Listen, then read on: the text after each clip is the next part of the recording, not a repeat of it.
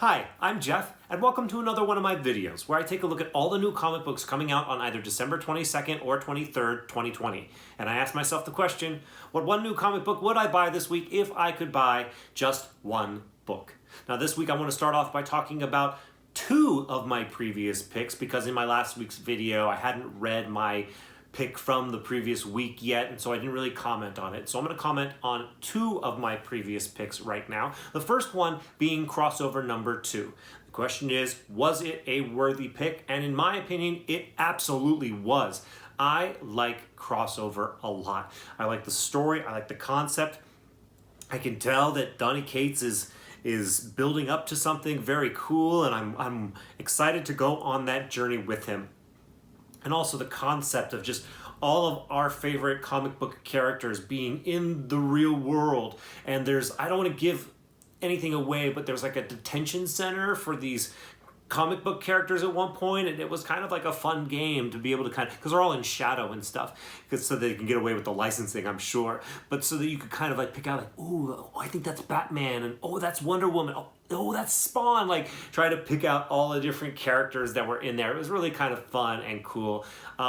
So it's fun in that way. The story is compelling and cool, and I'm just really enjoying it. And also I remind you to keep in mind to keep your eye out for issues number 3 and issues number 6, because Donny Cates told us to. So there should be some really great things to come from that series, and I really liked issue number 2 as my pick. The other book that I picked was from last week, and that was Black Cat number 1, and that's the King in Black tie-in. Now the question is, was this one a worthy pick for my just one book pick of the week? And the answer for that is absolutely no, unfortunately not. I was really pretty disappointed by this. I really thought it had the potential to really flush out the story of King in Black and potentially have some significant relevance to how they're going to defeat Null. And it may have hinted a little bit at who is going to be a key player in the eventual, hopeful, probable defeat of Null, but it really didn't give us much. It seemed to kind of rehash the events of King in Black number 1 in a lot of ways, but from a different perspective. And the thing that Black Cat is going to have to steal to help defeat Null isn't so much a thing. I don't want to give anything away. But it was, in general, it felt a lot like what I think a lot of this King in Black stuff feels like, and it feels like it's just kind of tacked on peripheral stories to the main King in Black storyline brought to you by Donny Cates and Ryan Stegman. So yeah, I was a bit disappointed by Black Cat number 1. I probably won't continue reading it going forward, but I am going to keep my eye on it, as well as all the King in Black tie-ins, just in case anything relevant does come out of it. Okay, let's move on and let's talk about my cover picks for this week. In general, these are just covers that I like. The first one I want to point out to you is Spider-Woman number 7 from Peach Momoko. This is a nullified variant, and I like it a lot. I think it's a great cover. As always, sometimes Peach Momoko I think is fantastic. Other times I'm not such a big fan. This is one that I like a lot. And while we're talking about Peach Momoko, I want to mention that they just announced, I think it was yesterday or the day before, that Peach Momoko is going to have her own title at Marvel. It's called Demon Days X-Men. It's a mini-series of 5 issues. It comes out on March 21st, so it's still a ways away. But she is not only doing all the art for it, interior and cover, she's also writing it. So it'd be interesting to see. I know Peach Momoko has a little bit of a horror kind of vibe to her. That's her taste in general. And if she's able to embrace her tone fully through the writing, I can't wait to see what that brings out in her art. It could potentially be something really worth checking out. And as an X-Men fan, I'm very, very interested. Something I wanted to put on your radar. Okay, moving forward with other cover picks, I want to mention this Black Adam Endless Winter Special. This cover from Boss Logic, I just think it's cool. The contrast of him and his dark costume on that white background, I think is awesome. I also want to mention this Mars Attacks Red Sonja number 5 cover from Arthur Suyadam. Suyadam. I'm butchering it, I know. I'm trying. I like it a lot. It's an homage to this, Attack of the 50-Foot Woman, and it's just a lot of fun. This whole series, the covers alone have made me smile, and so I wanted to mention this one because it also made me smile. I think it's a lot of fun. The next one I want to mention is Ice Cream Man number 22 from Sam Wolf Connolly. I don't know exactly what it is about this cover that I like so much, but I just like it. There's just something like whimsical and frightening about it that I think is just perfect for Ice Cream Man, and also just makes a really great cover, and I wanted to point it out to you. The next one I wanted to point out to you is a book called The Unkindness of Ravens. This is number 4. The cover is by Christina Colliday. Once again, probably butchering it. Oh, English is hard. But I like this cover a lot. It kind of reminds me of The Kiss by Klimt. Man, names and me aren't having a good time today, but Gustav Klimt, I believe, is the name of the original artist. And this reminds me of it, and I like it a lot. The next one I want to point out to you has something special I want you to pay attention to. This is Batman White Knights Presents Harley Quinn number 3. This cover is by Matteo Scalera. Now, not only do I think that this cover is a nice cover, I just really like the art and the composition and the way everything is presented in this cover. This is also a book that you should keep your eye on this week. This book is supposed to be the first full appearance of Starlet. And that's her on the cover there. This is the B cover. So if you're interested in first appearances, this is a book that you definitely want to check out this week, and I would highly recommend you pick up this cover. The next book I want to point out to you is Spawn, number 313. Now we have 2 covers from Todd McFarlane this week on Spawn. There's this one right here, which is pretty cool. You know, Todd, nobody does Spawn better than Todd, of course. But the book that you are this is my pick for the week. If I was going to buy just one cover this week, I would buy this cover of Spawn 313, featuring the first appearance of Plague Spawn. Now, this is the C cover. There's also a black and white D cover. That is something that you might want to consider picking up if you can get your hands on it. But if you can't, I would recommend picking up this C cover. It seems like the folks over in Spawnville have figured out that if they put a different version of Spawn on the cover, that people are going to jump and they're going to want to buy it. As you all may remember, there was this Gunslinger Spawn book that came out a couple months ago that people were jumping all over immediately. It sold out so fast. They ended up doing like a second and third printing just based off this cover alone. This book now goes for about $15 to $20 after shipping on eBay. So I mean, you might want to consider picking up this Plague Spawn one.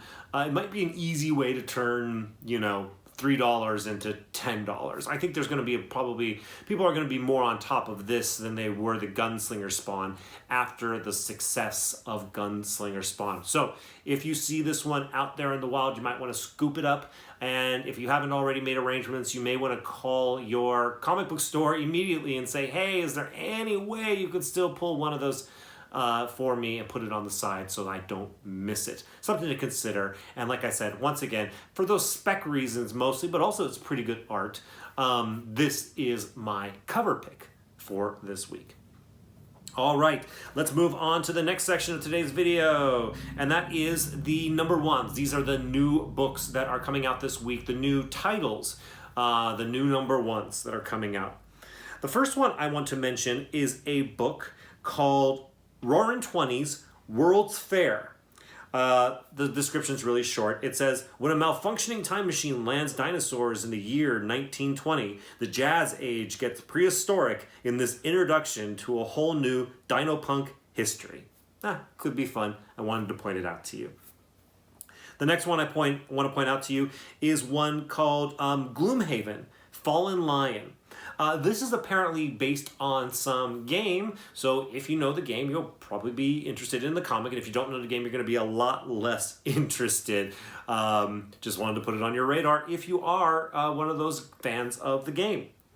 Another book that comes out this week that is also based on a game is a book called Claim. A Song of Ire and Vice. This is based apparently on a popular card game that I am unfamiliar with, but if you're into card games, you may know about this this game, and you might be interested in this comic book because you're interested in the game. Another one I want to mention to you today is a book called The Era of Great Wonders. Here's the description very quick. 3 middle schoolers set out to explore the ruins of a world torn apart by the sudden and terrifying appearance of giant monsters, and in the ruins, discover a brave new era of great wonders. Okay, so it's a book about kids and monsters in the world. Not exactly original, but could be interesting. I wanted to mention it to you. The next one that comes out is King Size Conan #1. Now, I myself am not a massive Conan fan, but this is this book, as it says in the description, is marking 50 years of Conan in comics. Okay, so I think it's a lot of original stuff. Some of it are like, there's like a prelude to his origin story, and there's a lot of other things in there. But what's most interesting to me about this book is that there is a story that is written and drawn by Kevin Eastman of Teenage Mutant Ninja Turtles fame, which is interesting enough. But then also there's a story in there, there's multiple stories in this book. There's a story in there by Chris Claremont, one of my favorite writers of all time, of X-Men fame. And he's got a story in there as well. So it might be interesting just because of the guest writers that they're having come in and writing for Conan. And it absolutely sounds like a must-have if you're already a Conan fan. So you probably already know about it if you are, but if you're a Claremont fan or a Kevin Eastman fan, that might be a reason that you go ahead and check it out. The next book I want to mention is a book called The Labyrinth, Masquerade. Now, this is a one-shot story, so it's not an ongoing, it's a one-shot. It's based on a story that's set during the film. There's an event that happens in the film and that sends this story kind of branching off, like what happens because this happened in the movie. If you're a big fan of the movie, it might be something you want to check out. And then also, I just want to mention that this cover is done by Jenny Frison, and surprisingly enough, you may have noticed that I didn't mention it in my cover picks, which is very surprising for a Jenny Frison. And although I find it to be just a perfectly acceptable cover, it's just not really doing much for me in this instance, and that's why it wasn't one of my cover picks. But it is still Jenny Frison. It is still pretty good. You might want it for your Frison collection, or if you're a gigantic Labyrinth fan, or Bowie fan for that matter. The next book I want to mention that comes out this week is Star Wars Adventures, Smuggler's Run. Now, this one, these Star Wars Adventures books are basically, I think, geared more towards younger audiences. It doesn't mean that it's not for adults like myself, but it is geared more toward younger audiences. But what's really cool is that it's about Han and Chewie, and there's not much more that's cool. I mean, the Force is cool and everything. But considering that Han Solo and Chewbacca don't have any Force powers, they might be the coolest characters in all of Star Wars. So considering that this focuses more on them, makes it a very interesting title to me. And if you're a Star Wars fan as well, it might be something you might consider checking out yourself. The next book I want to mention, I mentioned in my cover picks, it is Black Adam, Endless Winter Special. This is I believe it's the penultimate chapter in all the Endless Winter books that are coming out. And I mentioned this before, sometimes the second to last issue has a lot of cool stuff that happens in it. So it could be an interesting book. It also could just be more tacked on garbage trying to sell you comic books. I'm not sure. I'm not following Endless Winter at all. But it's coming out this week. It's a one-shot. It might be something worth checking out. The next one I want to point out to you is Dark Knight's Death Metal, The Secret Origin. Now, for those of you that have been watching these videos religiously, and thank you very much to all of you, you know that I have been reading and collecting and enjoying all of the Dark Knight's Death Metal stuff. And this one is one I will buy and one I will read, but I am fully anticipating for this book to be nothing but tacked on filler. This book feels to me like it is just an excuse to put out another book with Dark Knight's Death Metal on the cover, so that people like me, who are already neck deep in Dark Knight's Death Metal content, I mean, I'm forced to buy it. I have to buy it because at this point I have everything else. I didn't get the Justice League tie-ins, but I have all of the other Dark Knight's Death Metal stuff, and of course I have to get this because of that, even though I am expecting it to be very, very tacked on. But we'll see. Hopefully I'm wrong, and hopefully it's expertly written and still a good and enjoyable story and read. The last one I want to mention today, the last book I'm going to mention today, is my pick. If I was going to pick one book that was a brand new title coming out this week to be my one pick, and that book is called The Picture of Everything Else from Vault Comics. Let me read the description to you. As the 20th century dawns, art promises to change the world and steep it in blood. A rash of impossible killings sweep through Paris, tearing the rich and beautiful apart in their beds. When two art thieves stumble upon the portraits of the victims damaged in the same exact manner they died, it appears the man who once painted the immortal portrait of Dorian Gray has returned with darker plans for future works. From the minds of Dan Waters and Kishore Mohan comes a haunting balance of depravity and beauty. Okay, now this sounds like a pretty cool story. You know, I know that it's basically, it all seems like it's just either like superheroes or horror these days, and this is no exception. This is kind of in the horror mystery vein, you know. But it seems like it could be pretty cool and pretty intriguing and pretty interesting, and the covers lend themselves to that feeling for me.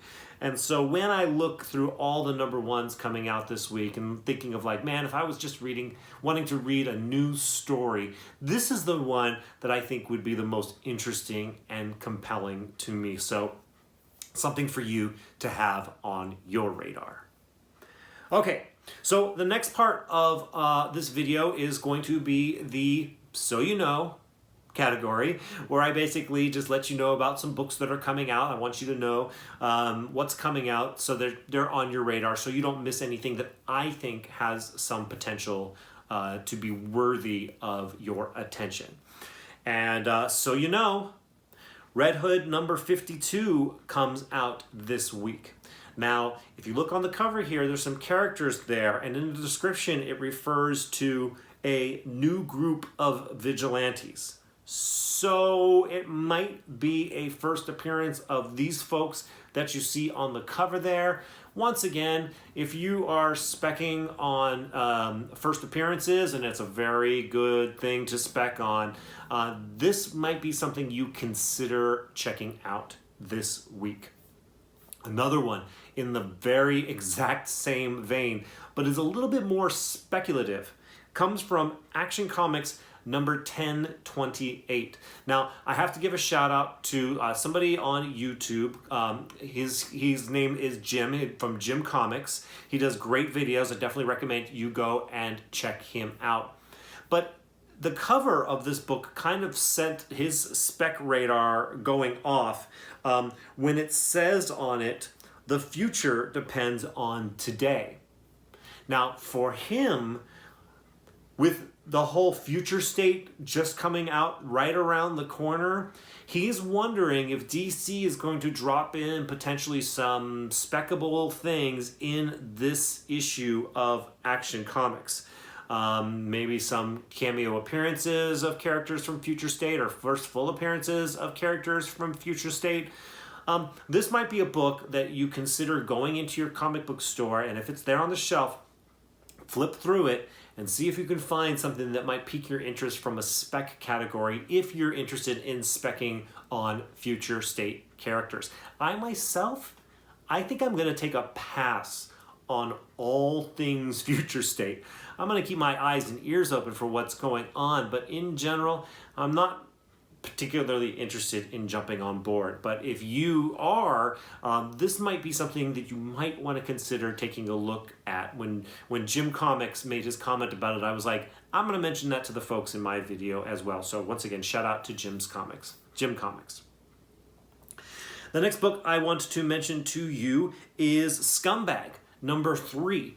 Now, Scumbag, I'm going to admit I haven't read Scumbag number 2 yet. My comic book store hasn't gotten it in yet. They got shorted on it. I'm still waiting for that to come in. But I loved Scumbag number 1. I thought it was so much fun and so interesting and had the potential to be so cool and so entertaining. And these covers on Scumbag are also really, really great. So and Rick Remender is such a fantastic, fun, imaginative, exciting, cool writer. I'm really pumped up about Scumbag. So if you aren't checking out Scumbag yet, you might really consider going out and, once again, it's not too late. Go find issue number 1. You can definitely find issue number 2 somewhere out there and jump on board with issue number 3 right here. It's just like like I said, number 1 was the tone of it was just on point and I liked it a lot. So I recommend it for all of you. The next book I want to mention to you is Batman Beyond, number 50. This is the final issue of Batman Beyond. Now, it might just peter out and there might be nothing special about it. I guarantee it's not the last time we're seeing Batman Beyond. But this issue itself, like I said, it might just peter out, it might not have anything special to it, but if it's anything similar to like the Batgirl number 50, that one got a little bit of spec heat on it as a final issue because they put a first appearance in there. Maybe they'll drop something else in this, final issue of Batman Beyond as well. Might be something that you also consider flipping through in your local comic book store if you see it on the shelf, and checking out and seeing if there's anything interesting going on in there. All right, so now we're going to talk about some things that I'm really excited about this week. This week I thought was going to be kind of a slow week for me, having it be so close to Christmas. Oh, Merry Christmas to all of you, by the way. I forgot to mention that. I hope you have a great one yourself. But we're going to now talk about some books, like I said, that I'm really excited about, even though they came out so close to Christmas. I'm almost more excited about these books than I am about Christmas itself. And they're a part of my feature that we've seen before on my videos. It's Tynan Time. And this week on Tynan Time, we are going to be talking about 2 books from James Tynan IV. The first one is, it's fast becoming it's definitely in my top 5 books right now, and it may even start to creep its way into my top 3. It's really, really good, and it is The Department of Truth number 4. That comes out this week. Department of Truth number 1 and 2 I thought were really good. They set up the story really well. I thought that they were interesting reads. I was compelled to know what was going to happen next with the story and with these characters. And then issue number 3 came out, and that thing blew my mind. It was such good reading. I want my entertainment oftentimes to make me feel something or make me think, and Department of Truth number 3 made both of those things happen. I was feeling for the characters on both sides of the coin in the story, so to speak. And I also it made me think about what's the right thing to do here. Man, the Department of Truth is really, really good. I see a lot of future for this book. If you are not on reading the Department of Truth yet, you can jump on with issue number 4, and I bet you it's going to catch you up, no problem. But also go back and read the other issues as soon as you can find them, even if you have to get them in 2nd or 3rd prints.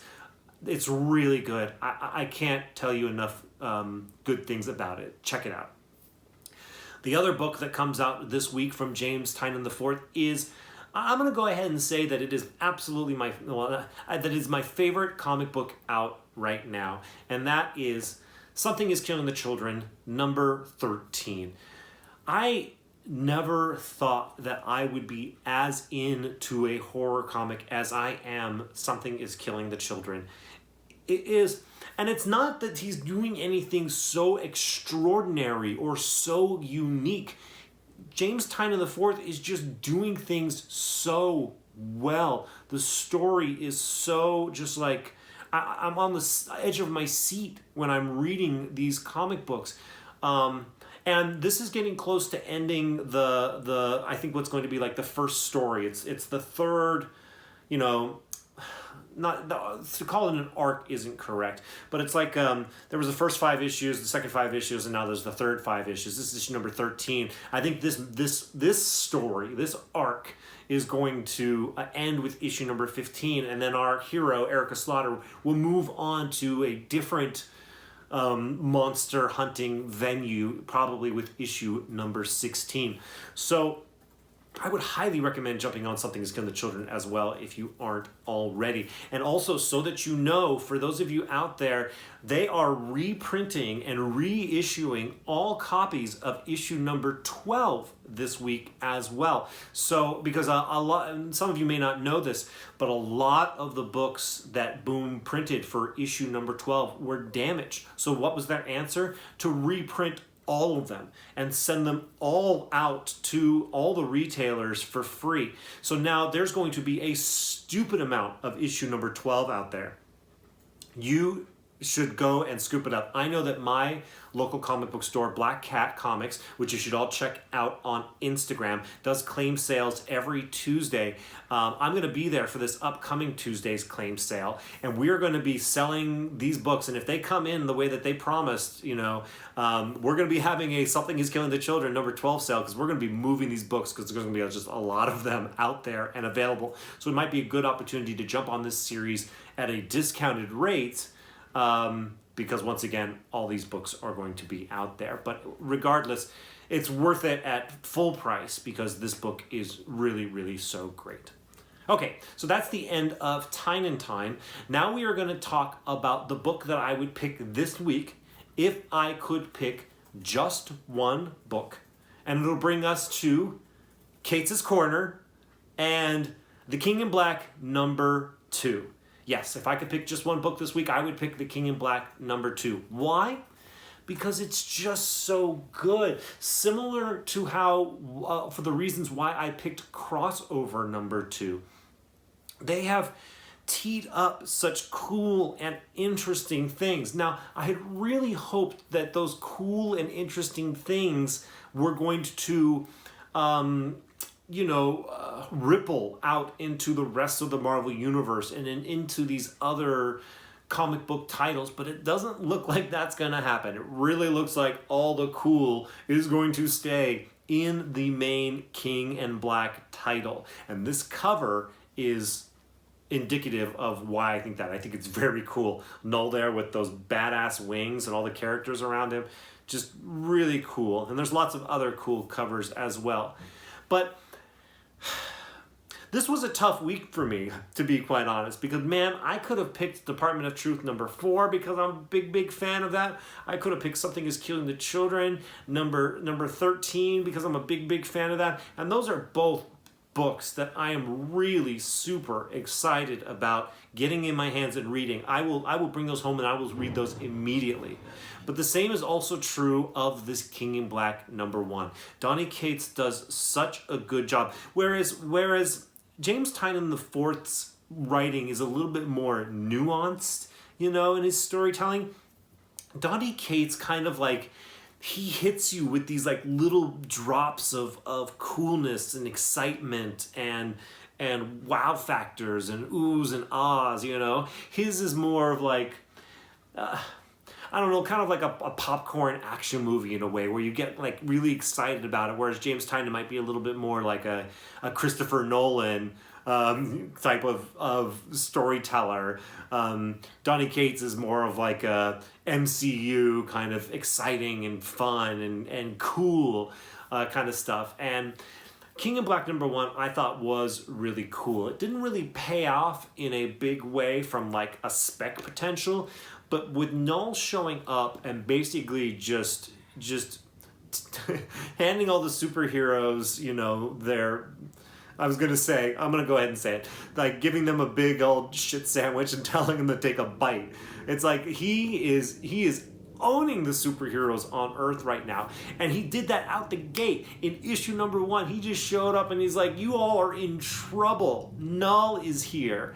And to see what Donny Cates is going to do with the next few issues, like there were some cool moments in number 1, and I really hope that Donny Cates has found a way, and if history is any indicator, he will have found a way to make each individual issue special and exciting and awesome in its own right.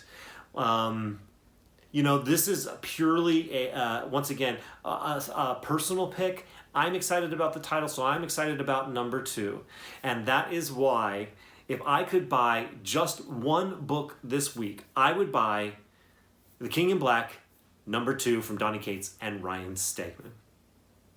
All right, as always, I encourage you to tell me down in the comments what you think about my pick this week, if it was dumb or if it was good. I also am interested in hearing what you're buying this week, what you're interested in. Are you also going to be picking up The Department of Truth or Something is Killing the Children? Are you really excited about the Harley Quinn spec, or potentially the spec potential in Action Comics, or the spec potential from Red Hood? Like, are any of this stuff interesting to you? Please let me know down in the comments. And if you like this video and you like the content I'm providing and you like the information, please hit the like button. I appreciate it a lot. I'm actually having some time off from work right now, so over the next few weeks I have a lot of plans for extra videos that I'm going to be putting out, so make sure you keep your eye out for those. And if this is the first one of my videos that you're checking out, thank you so much for tuning in. I highly recommend you hit the subscribe guy right here and hit the notification bell so that you're made aware when I put out all the other videos that I plan on putting out in the next couple weeks, and there are going to be some special ones out there. As always, thank you so much for watching this video. I'll see you in the next one.